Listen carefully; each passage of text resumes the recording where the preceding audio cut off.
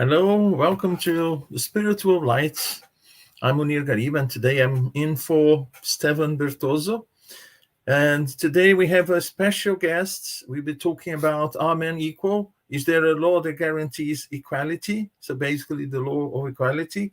And a special guest today is Solomon Waters. Hello, Sol. Hello, I'm Munir. Hello, Sol.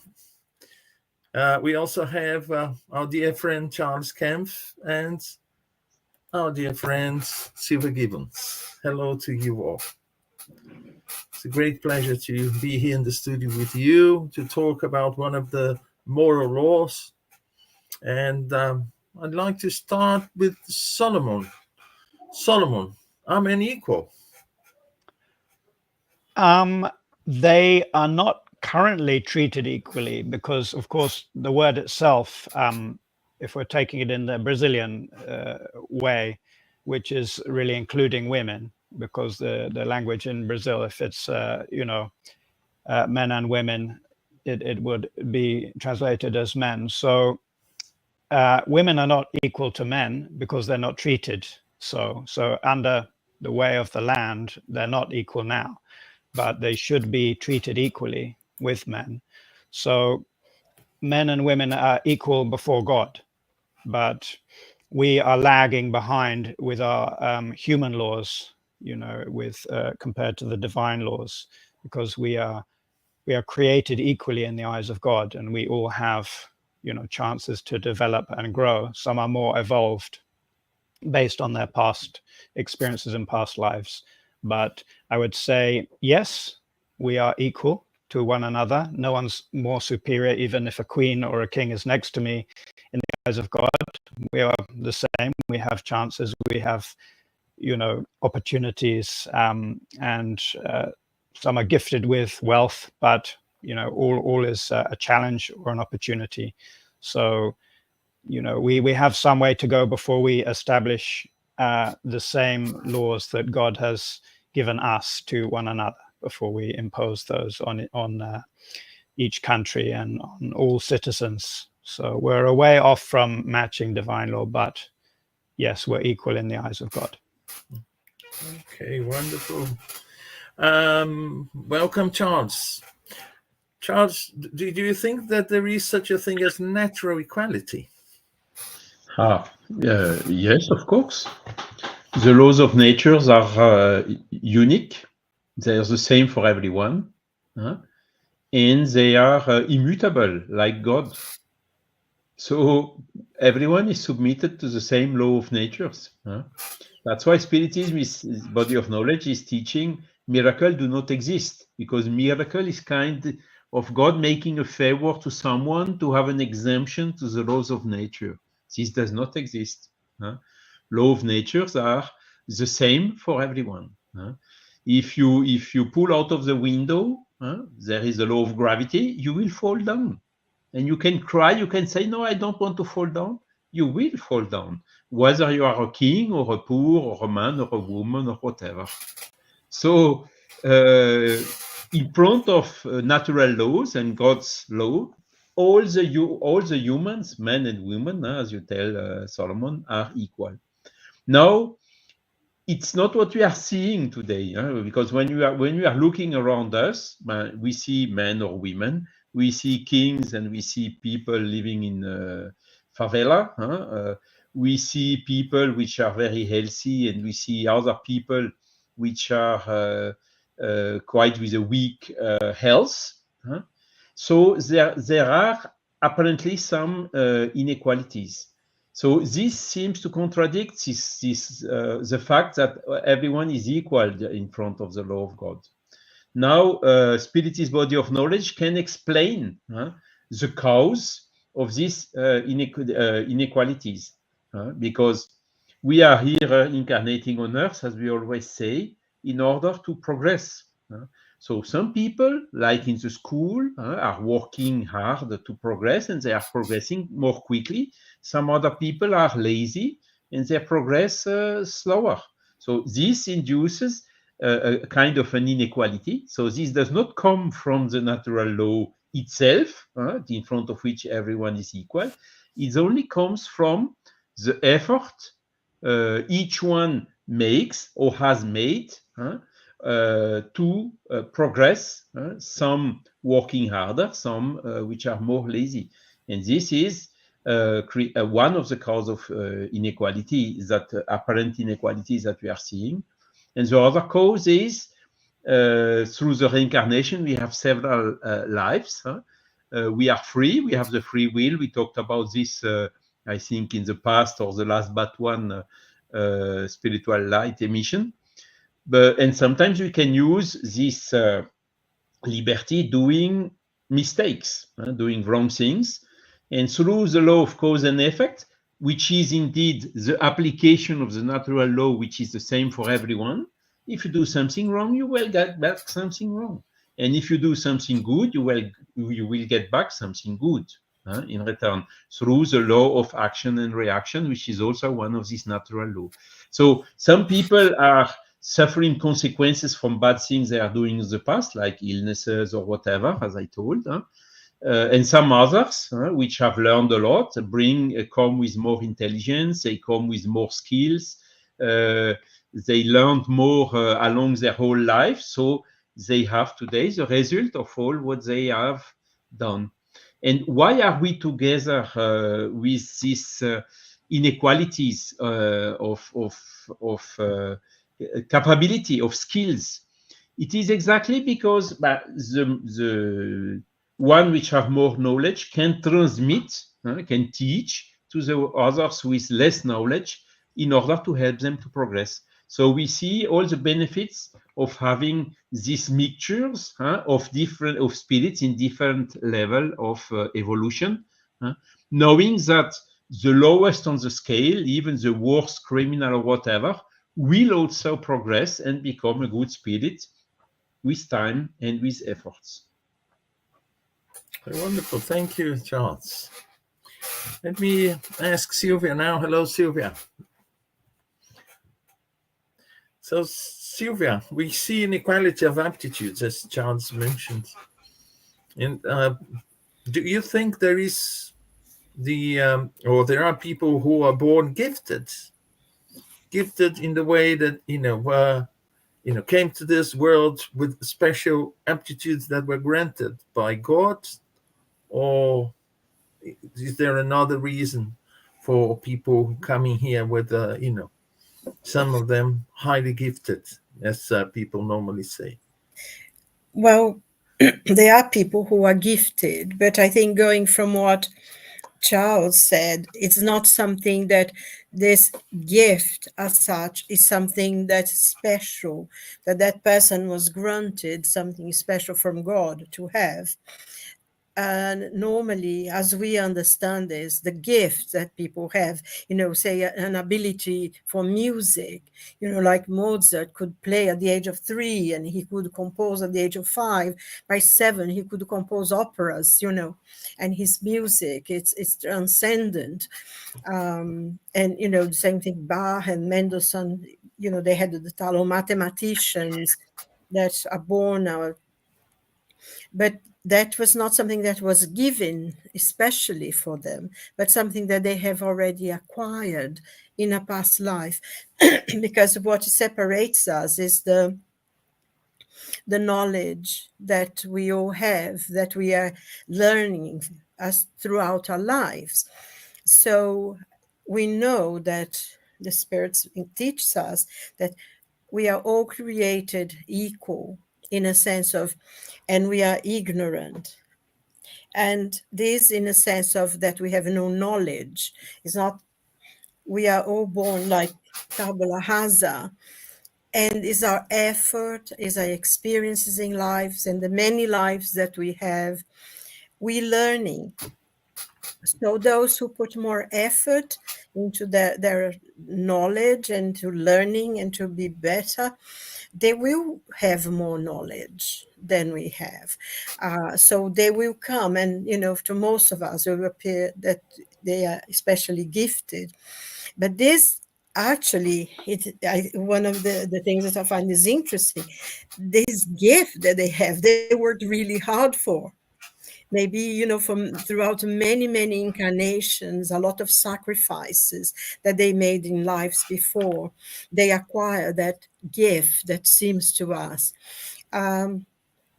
Having said that, you know, even though they have facilities to learn and to paint, I mean, you know, when you read about the Renaissance, all those great painters, you know, they did incredible things. There was such an explosion of art and beauty and everything.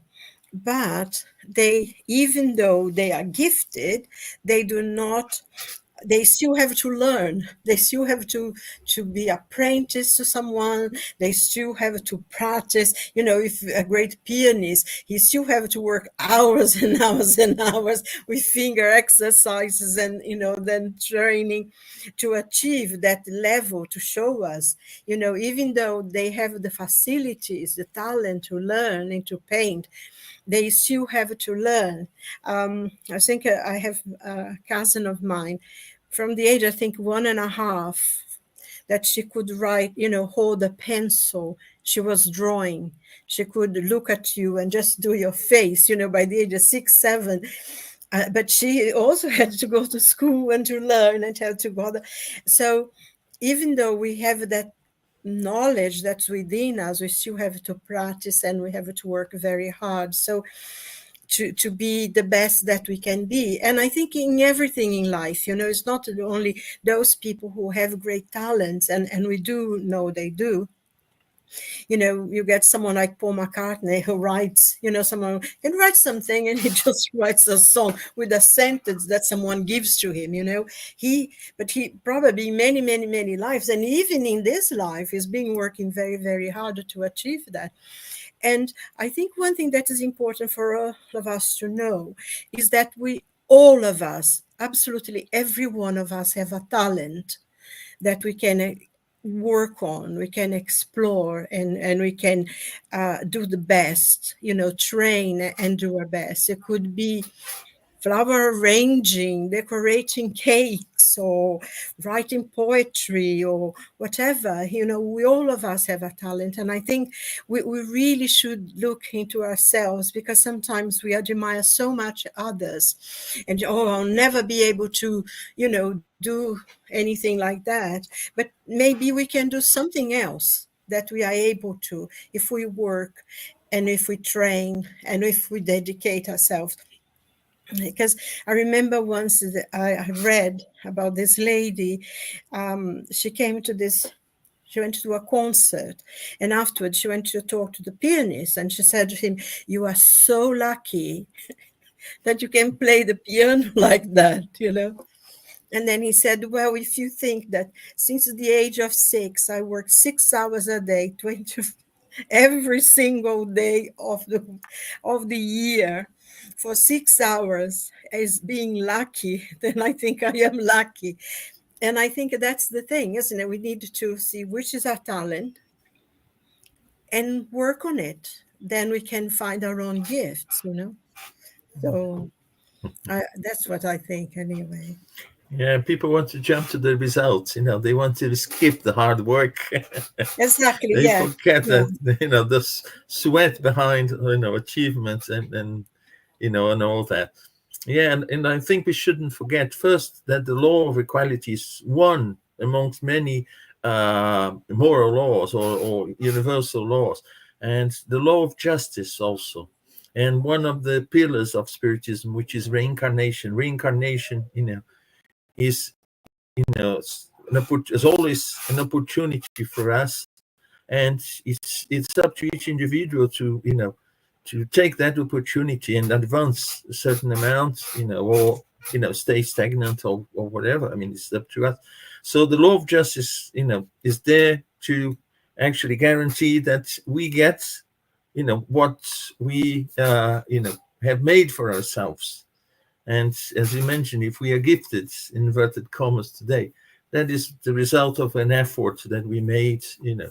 But we are all of us, we are in a process of, you know, development, spiritual growth at different, you know, moments. And it's like going to school where the conditions are exactly the same for all students. But of course, each one will, make decisions and take that opportunity, and make, more or less of that opportunity in order to we study in order to develop him or herself. And I want to ask Solomon. Solomon, what's your perception regarding the inequality of wealth?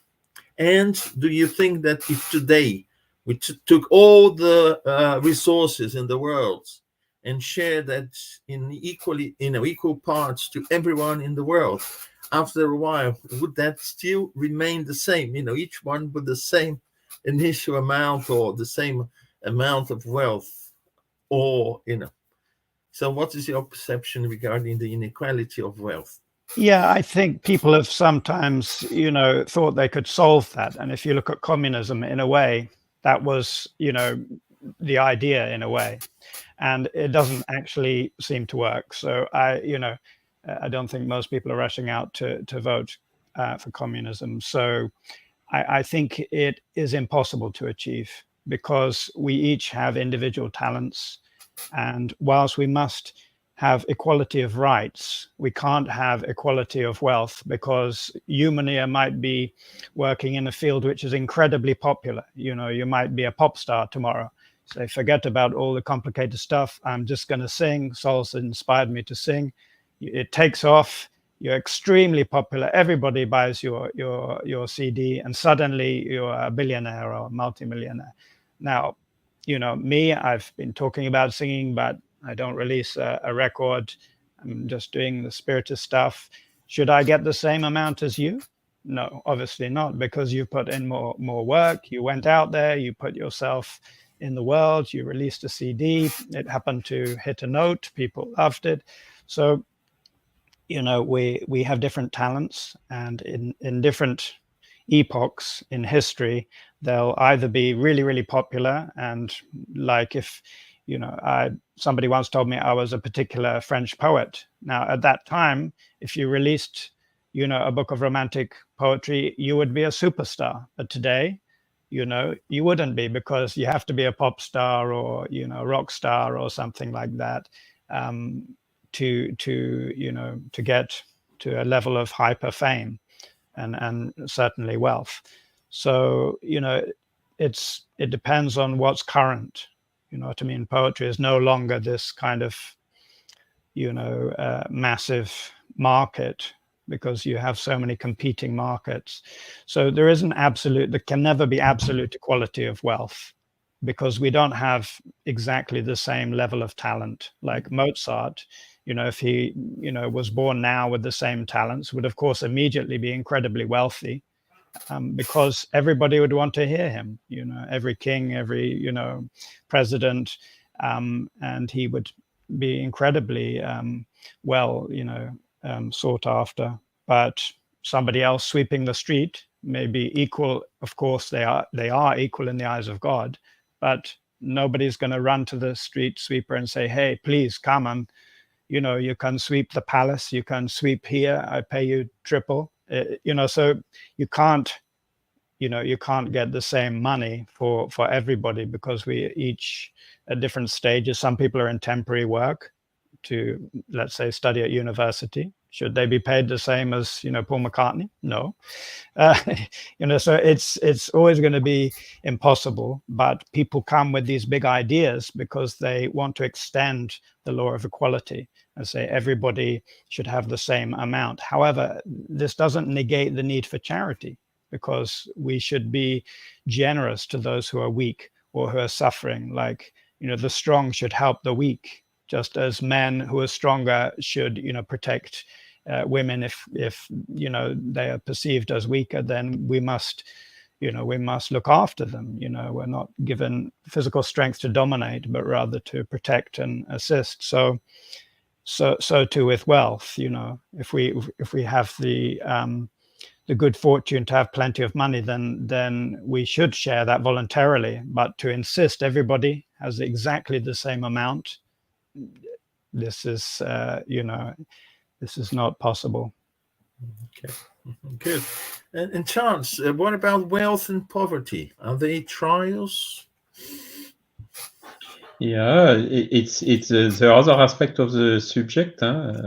Salomon is fully right. You must have some rich people in order to found companies, to build bridges, to make big investments. You can only do this when there is some concentration. So there is a positive use of the concentrated wealth, which enables to give work to some other people and to produce and whatsoever, to invest for research and development and so on. Nevertheless, as you asked, Munir, the wealth is slippery. Is difficult because a lot of people, and Solomon told about pop star. We could talk also about football player. You have a lot of them coming out of favelas or coming out of poor areas in big cities in Europe with very little resources, and all of a sudden, poof. What are they doing? Or they are shouting, no, I have a fifth Maserati or a Lamborghini or whatever. So my garage is too small, so I have to build to boat. When you hear this type of things, you see exactly the risk that the wealth is very difficult. And since we are merged, incarnated in a material world, we very easily fail and fall into these traps of the materiality. But it's not systematic. You have some other people investing, making good and positive use of wealth. And the poverty is, let's say, the opposite. By the way, it's most of the case ourselves, the spirit which is incarnating, who is selecting the type of life he wants, the type of trials he wants. Or I want to have richness. Then the spiritual mentor before incarnating will say, be careful, it's a dangerous situation. You may fail. No, I want, okay, you will have. And then later we see. And if it's the wealth has been misused, the spirit will bear the consequences, learn from the mistakes, and maybe the next time come back and select to have poverty. And poverty is also a difficult trial when you have when you are lacking to have the necessary food for house, for school, hospital. We told about law of nature which are equal for everyone. Everyone will die one day, but it's undiscussable that the people which have not the resources to go to the doctor or to the hospitals to take care of the health have a life expectancy which is lower. But where does this come from?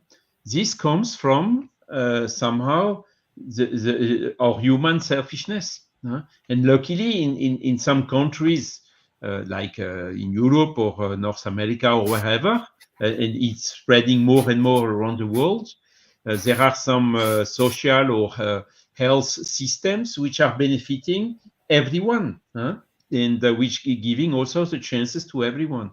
But nevertheless, when you come from a country like Europe and you compare with a country like which is in conflict or like Syria or Africa or whatever, you have undiscussably a difference. But this comes from if we human would be more charitable, if we would share more, offer more the opportunity, making such that nobody is lacking what is necessary, this difference would reduce drastically.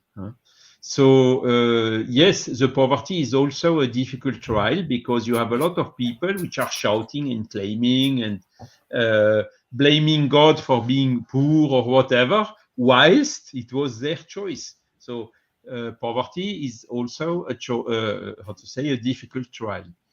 Bon, the good spirit, once we are evolved, these one are, have the resignation in case they have selected the poverty.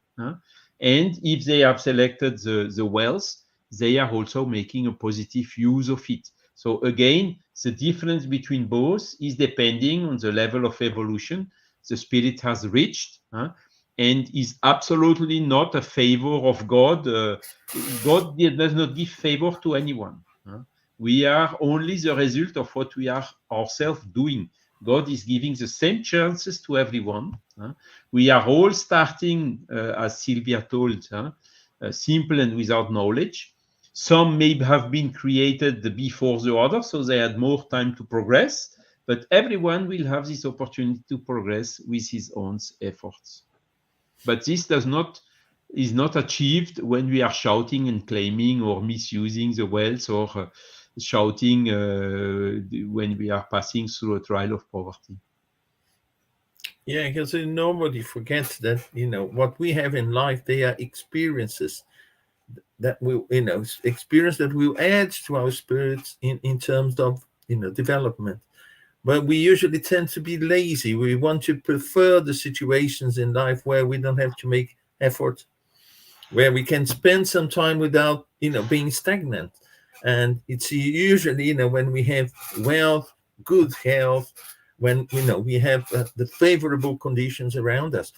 But since there is also a law of justice, whatever my situation today, it will be different in the future, because as people mentioned, we all have opportunities, and these opportunities, will vary according to our needs in spiritual terms, in terms of evolution. If I'm poor, experiencing a situation where I lack the minimum to survive today, tomorrow I'll have a different experience. If I learn this one well, I've gone past that. Like in school, we don't need to repeat over and over the same lesson. If we, show that, yes, I've learned that. I know, I mastered the subject, and let's move forward. So it's the same, and everything is experience. We shouldn't see as punishment. I think some of you mentioned, it's not God punishing us with this or that, or favoring us with this or that situation. It's just, the question that at this moment we need a kind of opportunity that will help us actually to, move forward faster. And yeah. The image of the school is very interesting. You have the 30 students in the same class, so they have the same teacher and the same opportunities to learn. Some are lazy, other one are working more.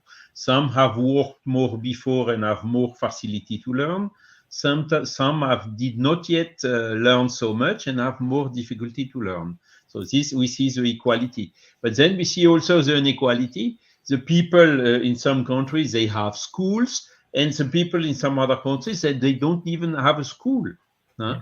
So giving another cause of the apparent inequality. But again, it's a choice from everyone whilst incarnating, showing these big, milestones in the existence and the type of countries they want to incarnate or whatever. And the purpose of it is exactly to be in the best situation to foster the evolution of the spirit itself. Yeah. And you see the nature of our spirit. When we have school every day, a good school, we complain because, it's too hard. I have to go every day. I have to wake up early. If we don't have school, we complain, I wish I had a school to go. And, we make all sacrifices. We perhaps even walk for miles every day, going to school, coming back in poor conditions, but we want to have a school. So this is human nature.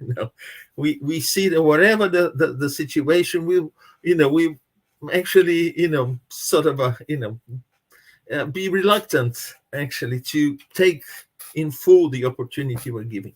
But we should see everything as an opportunity. And Silvia, we've been talking about the inequality of wealth and poverty. What about well-being? Can we all have a more sort of equal condition of well-being in the world, even knowing that some people, if they are very good at making money, building wealth, and some other people, they have difficulties, all sorts of difficulties actually to accumulate sometimes even the minimum necessary for a decent kind of life. But what about well-being? And whose responsibility is that? It's interesting because when you were formulating the question, I was thinking about this expression. The grass is greener on the other side of the fence, because we Yeah. tend to look at everything on the outside is better. Oh, so-and-so is more beautiful, more intelligent. And things are not the way we think they are.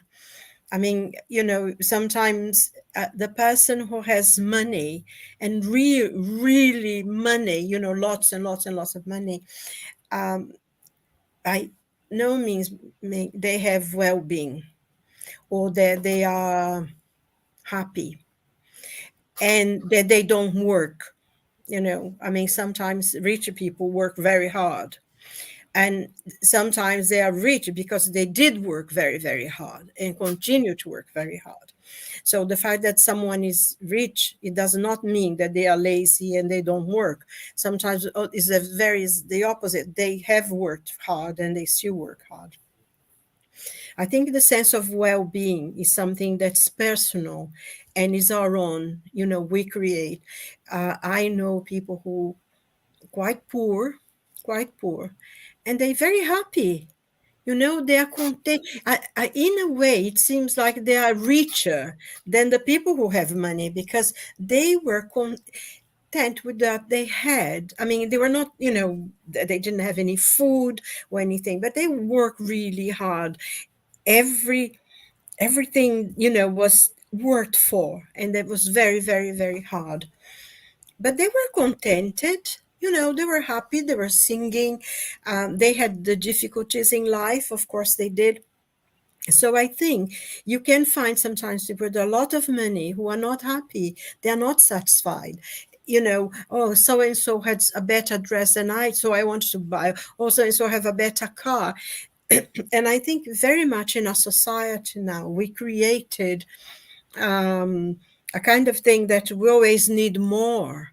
If you think about it, most of us live really very good lives. Even 60 years ago, 70 years ago, people didn't have. I mean, now even people who are quite poor have telephones, mobile phones. They eat, social services are a lot better than they used to be in many places. I think a question of charity as well. It's, a lot of people give money for charity.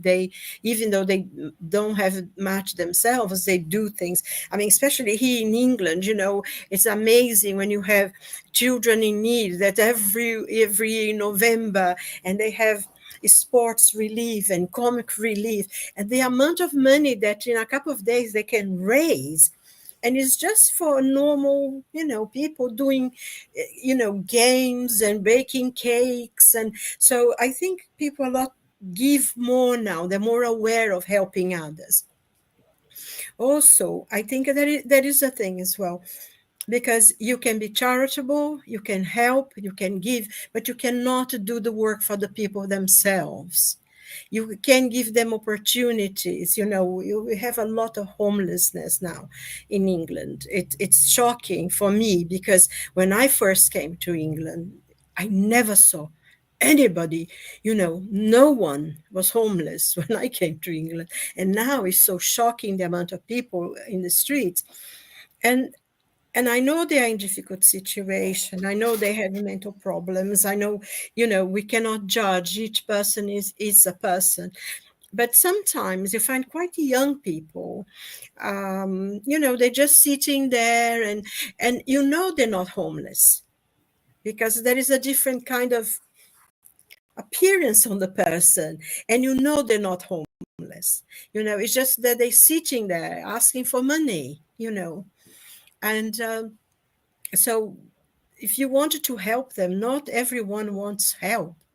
For some reason, some people choose to do certain lives, and it's, they have a problem, and we know, and we have to be really caring and charitable.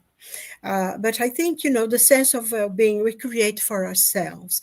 Sometimes life is very hard, even though we have a home to live and, we live reasonably well and we have our food and, we can have certain things that, having work because we have to work for.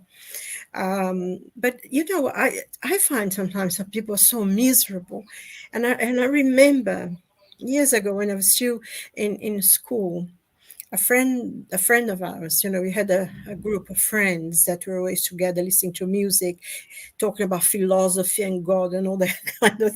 I had a very weird group of friends, I tell you. But a friend of ours, one of the group, her sister came on, and I think she was one of the most beautiful girls I have ever seen. She had this black hair, these green eyes. She was so pretty. She was beautiful. She was not pretty, she was beautiful, and was the most awful person I have ever known. She was everything was bad.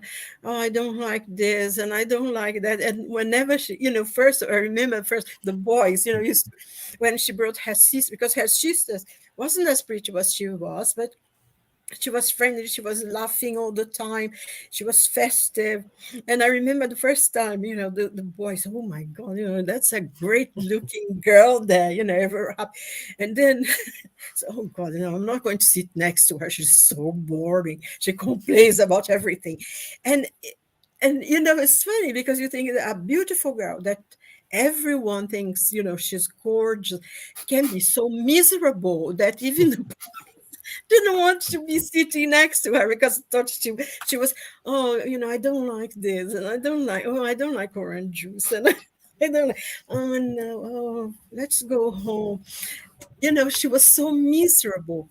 And I always think about that. I'm sorry to be saying this, but it marked me because, sometimes it's just being yourself, trying to be the best, be friendly, talking to someone, trying to find out who they are, what they like, what kind of music you like, what kind of books you read.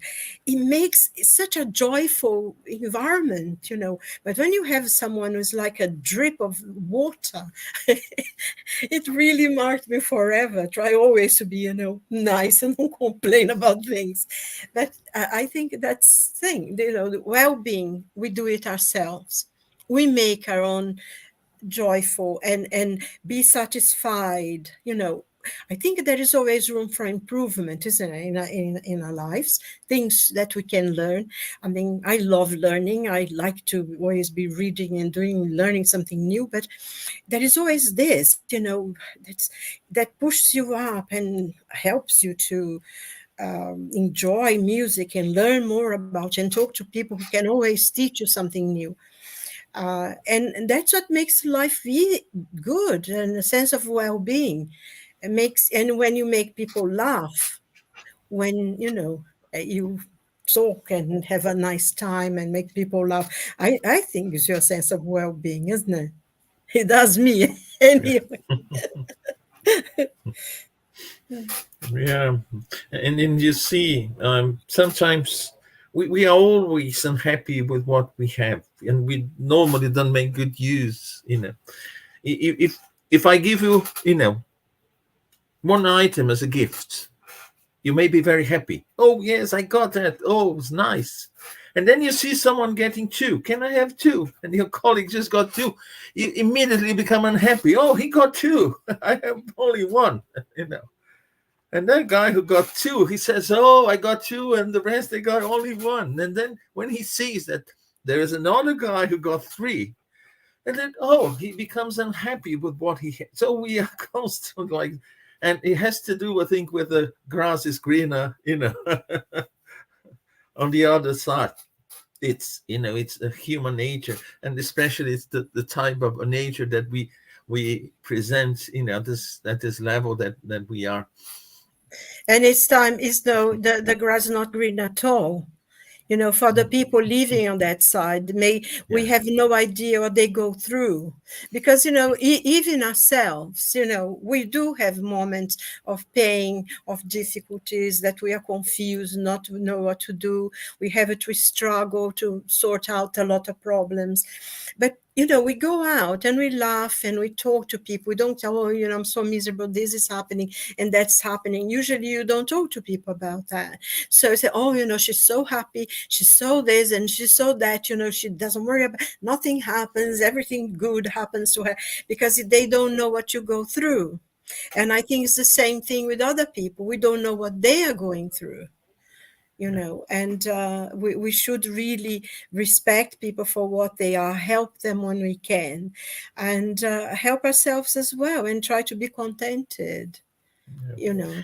And sometimes also the inequality, apparent inequalities, they are apparent, in fact, because nowadays we see people, they seem to be having the internet, you know. So nice photos, nice food, nice, you know, places, and they always look happy and beautiful, but we don't know the reality behind that, you know. It's so fake. Yes. And then we say, oh, what a contrast, they are happy now, enjoying life on holidays in this beautiful place, and I'm here, you know, in this miserable weather, having to work hard, and, you know, my wage is not enough, you know, for me to get to the end of the month. And so, you know, it seems that, you know, the inequalities are even greater, but in reality we all have, you know, our difficulties, we all have, you know, the situations that, you know, we have to face as individuals, you know, and that is the important thing, is that is what we need to feel happier, you know, further down the line, if we, you know, take advantage of these situations. Because I think also, you know, one of the things that most of us take for granted, and is something that if we were to stop to think about it, you know, I personally think the fact that if you can get up in the morning, go have your shower, have your breakfast, go to work, and, you know, people think, oh God, I have to go to work, and, you know, you can see, you can walk, you have a job to go to, you have people to go, you have a family to support, you know. And sometimes, oh God, and we've been giving this grief, this grace, you know, that I think it's such a blessing to be able to open the window. Oh, it's raining today, but I can see the rain, you know, it's sunny, the night sky, and this beautiful moon like we had last Friday. It was the most wonderful moon, huge. And I personally feel that I'm blessed, you know, for all these things, because we take for granted. And I think a lot of things in our society now, a lot of people see themselves as victims. And it's really quite sad when you see people who have lives of great privilege, really, really great privilege, putting themselves as victims, you know, and oh my God, look what happened to me, as if they were the only person that ever anything bad happened. And they have their whole life of incredible privilege, and they see themselves as victims. And we seem to have a society now that everybody see themselves as victims.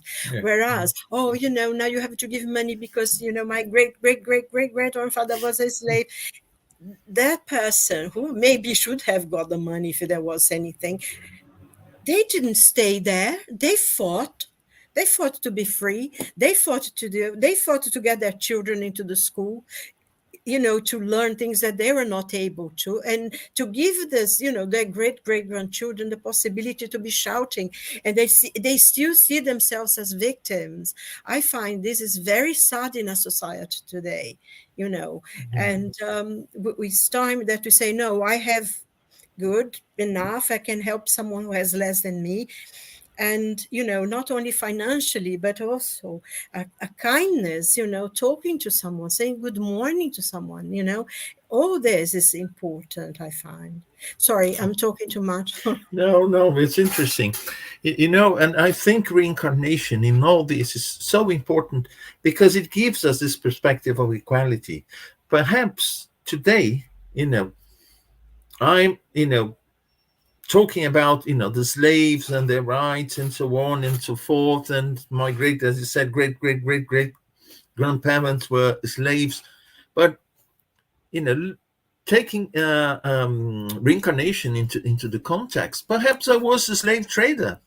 And today I was born in a family who, was, centuries ago, the group of slaves who, moved here and there. So I'm claiming rights for something that I was responsible for, and today I'm born here in this country, in this condition, but tomorrow, I'll be born who knows where. And one certainty we have is the law of justice also.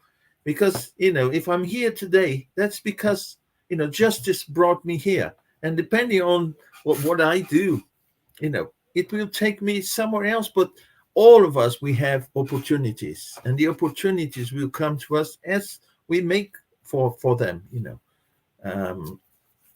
I want to also open to, all of us to talk about the equality of rights between men and women.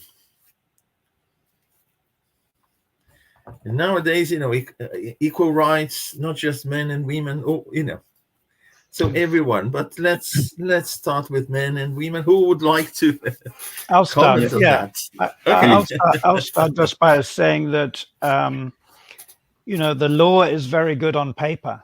So it looks great, because I've got a few books on human rights, and I'm like, wow, if only we did what is written here, the world would, not just with men and women, but with all human rights, is brilliant. So the injustices of the past have propelled us to write down excellent laws. We just need to enforce them, to help people to access them. A lot of the people who most need these laws, let's say in employment law with women who are victims, it's actually pretty hard to get a good lawyer. And then you're worried, are you going to get sacked? So there's still a lot of inequality, and access to justice, should be, increased, and worldwide it should be much more equal. A lot of, obviously it's very hard if you're living in a dictatorship, under a dictatorship, how are you going to, fight for women's rights? You may be just glad you're still alive, so it's obviously around the world it's very different. But I would say that the consciousness has raised, in many countries, and so we're getting, incrementally better. But of course, I'm not a woman, so it's easy for me to say, yeah, it looks good on paper, and I can hear, some positive, things when I read about the statistics. But it's, a work in progress, as far as I'm concerned. Do you think that selfishness has a lot to do with that? I think it's vested interests and dominance. Men like to be dominant over women because that's been what we've had. So of course, I'm not talking about spiritists, but, there are many men who still in their positions of power as bosses or organizations, even governments, whatever. They're like, well, this is the way it is. We have a bias against women. We can get away with it. And often they do. That's the problem. Often they do, because it's very difficult to enforce, the laws against these people, especially when, you're reliant on that person to feed your kids, to pay your bills and all that stuff. So it's complicated to bring change, and it requires whistleblowers. It requires solidarity with women. I think men must, join women in helping bring equality, but also not emasculating themselves or men, because if you go down the feminist route too far, then you end up saying all men are bad. No, they're not. All men are souls, all women are souls. So what we really need is equality of souls, and that will be the highest level of justice and equality, when we recognize, yes, some are men, some are women, but all souls and all have equal rights. And then we will no longer be at this level of women not being treated equally. Thanks. Yes, Charles? if I may complement, Spiritist body of knowledge was quite advanced on those concepts in the middle of the 19th century, isn't it? Yeah. And one of the key teaching is a soul is also making the choice to reincarnate as male or female, as man or woman, as boy or girl. So there is no difference. As Solomon just said, soul is a soul. So on this point of view, Spiritist body of knowledge was one of the biggest contributors to the feminist cause, because at that time, women did not have almost any right, even in France. And this, how to say, inequality of social condition is not a law of nature. It's a result of humankind action. It's coming from the selfishness or the dominating, as Solomon just told. And it's exactly the same. A couple of years before in France, in end of the 18th century, there was a French Revolution to get rid of all these inequalities, to have the kings, and then the favorite peoples, and then you have the bourgeois, and then you have, the people. And this was really put these social inequalities as a model of society that has been ended through the French Revolution, and which has had echoes everywhere in the world. Unfortunately, today we still see some regimes, particularly in some countries, for mistreating women, for instance, or having some disequality of social conditions. So clearly, this the result of bad action of human, coming most of the time from selfishness, will disappear together with the evolution. So it's something for which Spiritist body of knowledge has contributed very significantly in a period where it was far from being obvious as it is today, where we have still a lot of work to do to come to the equality. We have most of the time some encouraging laws, even to have a parity of women, of men and women, for instance, in politics or whatever. There is still a difference which is not acceptable in salaries. Still, there is some work to be done to banish completely these social inequalities as a system. So we are on the right track. There is yet a lot to do, and some countries there is even a little bit more to do. But this does not come from God. It comes from our selfishness, human selfishness.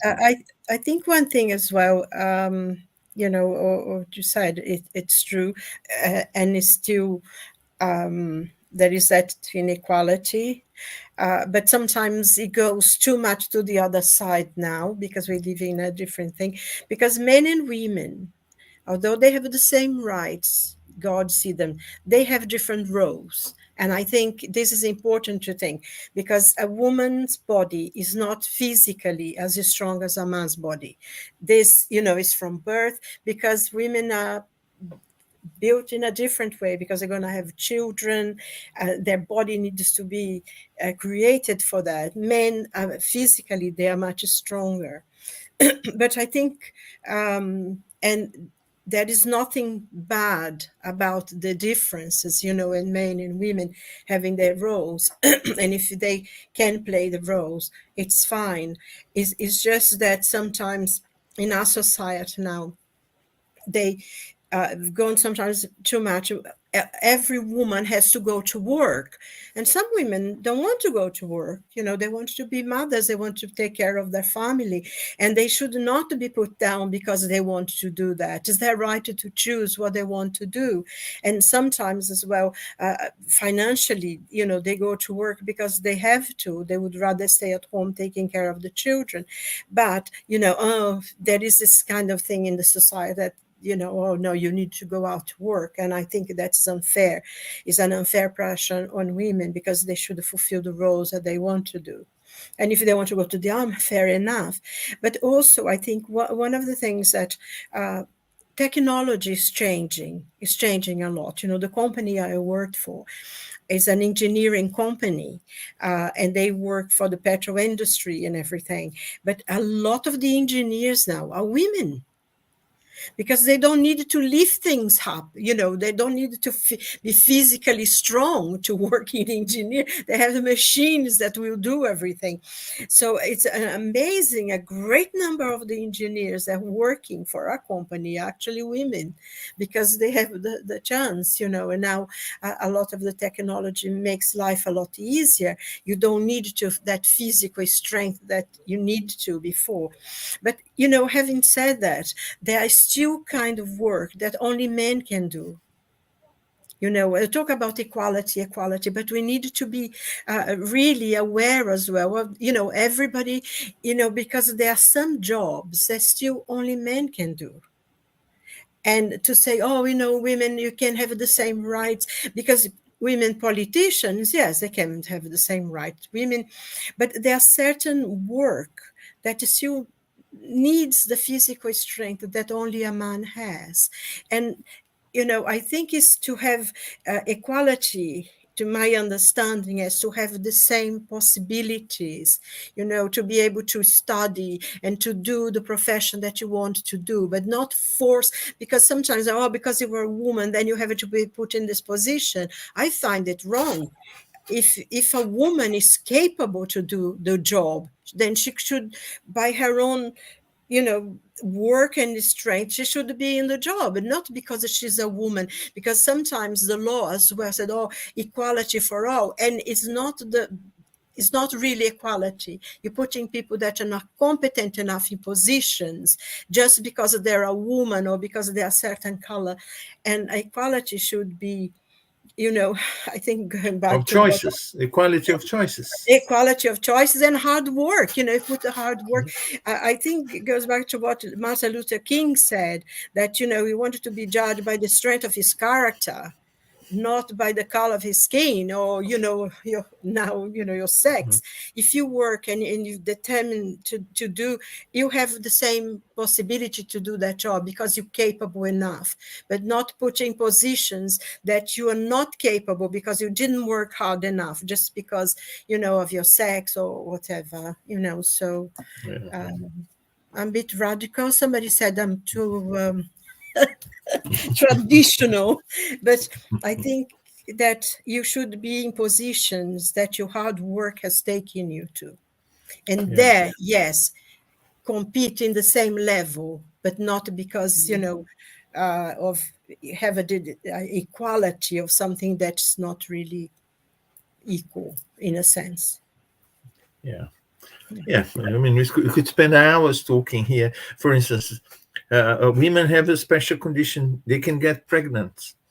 So you won't give them a job because they may get pregnant. No, you should create special conditions if they want to get pregnant. If they don't want to get pregnant, so you should give opportunities to people.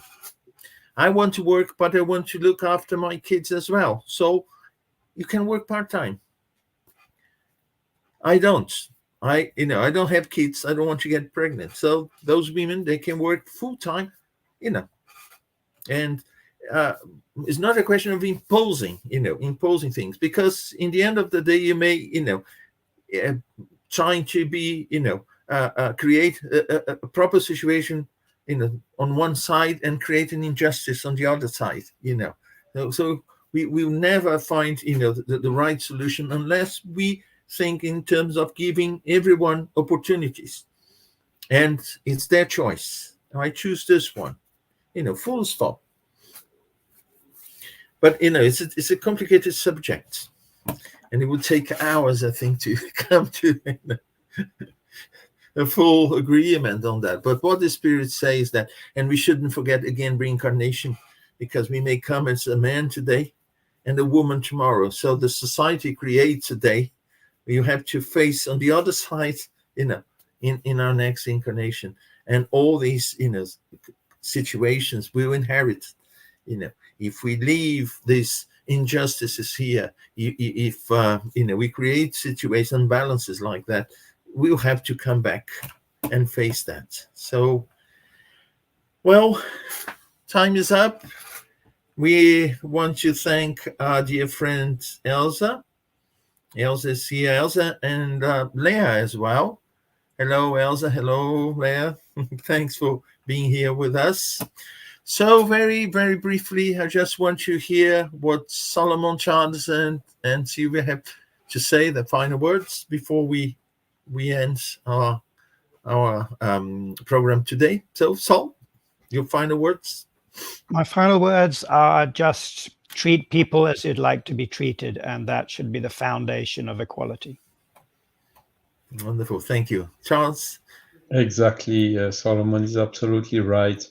And let's not claim, accuse others or God or whoever for the difficulties that most of the time we have chosen and that are here. We are incarnated in the best possible conditions, the most favorable for the evolution of our soul.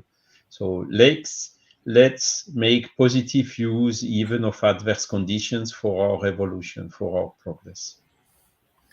Thanks, Charles. Silvia? Well, it's it goes so quickly, the time.